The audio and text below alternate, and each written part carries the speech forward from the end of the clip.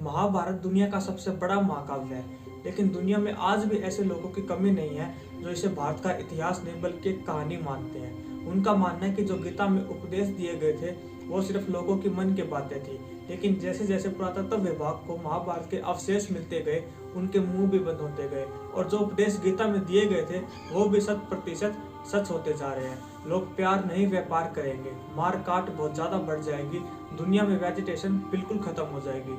और महर्षि व्यास ने जब महाभारत को लिखा था तो उसे कहानी नहीं बल्कि इतिहास कहा था, और इतिहास का मतलब ही होता है जो घटना घटित हुई हो। तो चलिए देखते हैं महाभारत के वे सभी प्रूफ जो आज भी मौजूद है। अगर उससे पहले अगर आपने चैनल को सब्सक्राइब नहीं किया, चैनल को सब्सक्राइब जरूर कर ले ताकि आप आगे ऐसे इंटरेस्टिंग वीडियो देख सके। महाभारत का युद्ध हरियाणा के कुरुक्षेत्र जिले में लड़ा गया था। कहा जाता है कि तबाही ला देने वाले इस भयंकर युद्ध से जो खून बहा था उसकी वजह से आज भी यहाँ की मिट्टी लाल है। जब पुरातत्व विभाग को यहाँ में मिट्टी में दबे हुए तलवार भाले और रथ मिला और उनकी जब कार्बन डेटिंग की गई तो पता चला कि ये सब 5000 साल पुराने हैं, जो महाभारत का समय था। अर्जुन का चक्रव्यूह, आपने अर्जुन के चक्रव्यूह के बारे में सुना होगा, लेकिन क्या आपको पता है ये जगह आज भी मौजूद है। हिमाचल प्रदेश के हमीरपुर गांव में जब पांडव अज्ञातवास के लिए रुके थे तब वहां पर अर्जुन ने चक्रव्यूह का ज्ञान प्राप्त किया था और उसे एक पत्थर पर उकेरा था, और ये आज भी यहाँ पर मौजूद है। इस चक्रव्यूह को ध्यान से देखने पर इसमें अंदर जाने का तो रास्ता दिखता, लेकिन बाहर आने का रास्ता नहीं दिखता। ब्रह्मास्त्र या आज का न्यूक्लियर वेपन, आपने महाभारत में ब्रह्मास्त्र के बारे में सुना होगा।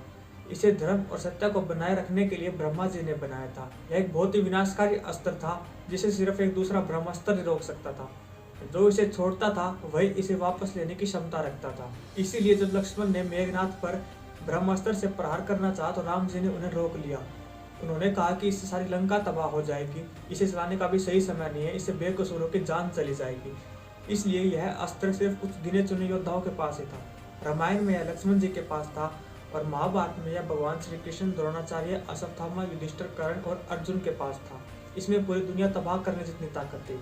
आपको ये बातें थोड़ी फिल्मी लग रही होगी, लेकिन मैं आपको बता दूं, जब अमेरिका ने रॉबर्ट ओपेनहाइमर को परमाणु बम बनाने के लिए कहा तो उन्होंने 1939 से 45 तक महाभारत के ब्रह्मास्त्र पर शोध किया, और जब 16 जुलाई 1945 को इस परमाणु बम का परीक्षण किया गया तो इसके वही नतीजे निकले जो महाभारत में बताए गए थे। परमाणु बम के परीक्षण के बाद रॉबर्ट महाभारत का एक श्लोक पढ़ते हुए रोने भी लगे थे। श्री कृष्ण की द्वारका नगरी, भगवान श्री कृष्ण द्वारका के राजा थे, और महाभारत में हमें यह पता चलता है कि द्वारका जलमग्न हो गई थी, यानी जल में पूरी तरह डूब गई थी। लेकिन आपको जानकर हैरानी होगी कि गुजरात के पास समुद्र में एक पुराना डूबा हुआ शहर मिला है, और जब पुरातत्व विभाग ने इसके अवशेषों पर परीक्षण किया तो पता चला कि यह शहर को डूबे उतना ही समय हुआ है जिस समय महाभारत हुई थी। यूनेस्को ने भी द्वारका को भारत की एक पुरानी नगरी माना है। डिस्कवरी चैनल के जो प्रोड्यूसर है वो द्वारका नगरी को देखने खुद आए थे, और इसको देखने के बाद उन्होंने भी कहा कि महाभारत हिंदुस्तान का इतिहास है। केदारनाथ और पशुनाथ मंदिर, जब महाभारत के युद्ध में पांडवों द्वारा अपने रिश्तेदारों का खून बहा दिया गया तो भगवान शिव उनसे नाराज हो गए, तो भगवान श्री कृष्ण ने उन्हें शिव से माफी मांगने के लिए कहा। तो सभी पांडव भगवान शिव से माफी मांगने के लिए गुप्त काशी चले गए। तो पांडवों को आता देखकर भगवान शिव वहां से विलुप्त हो गए और दूसरी जगह पर चले गए, और जिसे आज केदारनाथ कहा जाता है। उसके बाद पांडव वहां से केदारनाथ चले गए। दोबारा पांडवों को आता देखकर भगवान शिव ने एक बैल का रूप ले लिया और बैलों के झुंड में खड़े हुए, लेकिन पांडवों ने उनको पहचान लिया। उसके बाद भगवान शिव बैल के रूप में धरती में समाने लगे। जब भीम ने उन्हें अपनी ताकत के बल से रोक दिया तब भगवान शिव को अपने असली रूप में आना पड़ा, और उसके बाद उन्होंने पांडवों को माफी दे दी।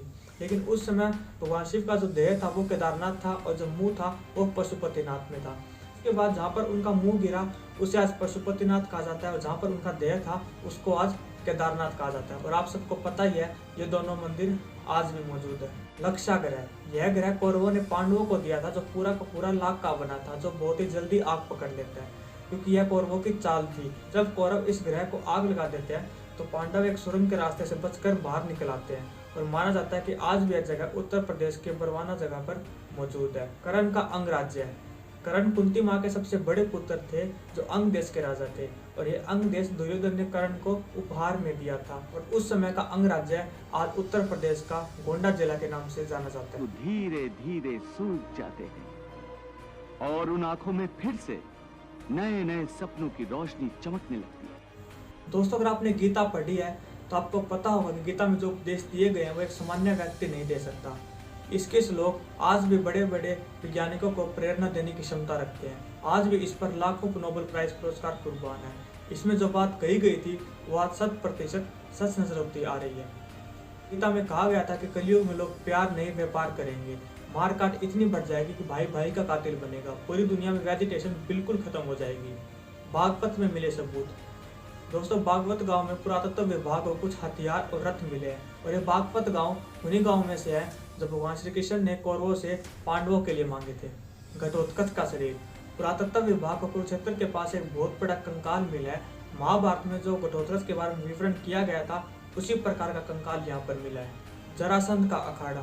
कहा जाता है कि इसी जगह पर भगवान श्री कृष्ण के इशारे पर भीम ने जरासंध का वध किया था। राजगीर जिले में एक अखाड़ा मिला है जिसे महाभारत के समय का ही बताया जा रहा है क्योंकि यह उतना ही पुराना है। हस्तिनापुर में कुछ पोट्रीज मिली है जो 5000 साल पुरानी है, लेकिन यह पोट्रीज अहिच्छात्र की थी। लेकिन ये हस्तिनापुर पहुंची कैसे? इसका जवाब है द्रौपदी। द्रौपदी अहिच्छात्रा की राजकुमारी थी जो पांडवों से शादी करने के बाद हस्तिनापुर चली गई थी। दोस्तों, इन प्रूफों को देखने के बाद ये साफ पता चलता है कि महाभारत भारत की एक पुरानी कहानी नहीं बल्कि भारत का एक इतिहास है। अगर आपको वीडियो अच्छी लगे तो वीडियो लाइक करें और आगे ऐसी वीडियो देखने के चैनल को सब्सक्राइब करें।